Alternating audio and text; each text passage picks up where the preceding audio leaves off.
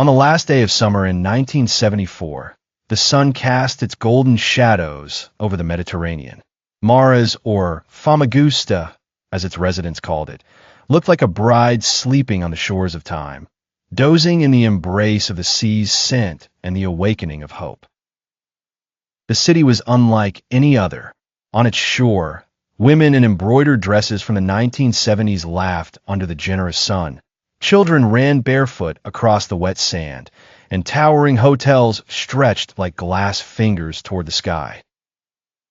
Italians, French, and Germans flocked to its balconies, and life was a constant music. Maraş, the thriving coastal city, was the jewel of eastern Cyprus and a destination for the rich and the artists.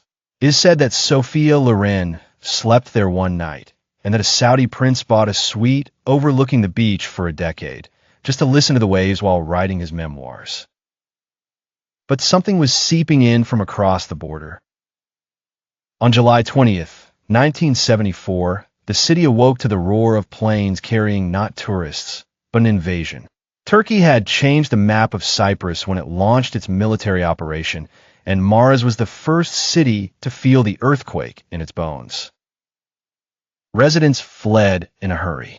One woman left her wedding dress on a hanger. Another locked her door with the key and threw it into the sea, saying, "I'll come back when everything calms down." But it didn't calm down.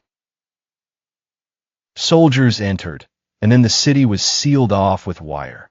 Not as a temporary military zone, but as a permanent nightmare. No one entered. No one left. Maraş became a forgotten city. Years passed. The streets, once filled with laughter, were now overgrown with weeds.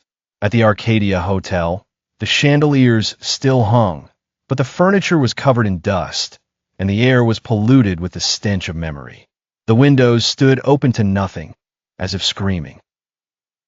The city had become forbidden, surrounded by barbed wire, guarded by soldiers who didn't look into it, as if fearing the curse of the eyes that peered through the glass half a century ago.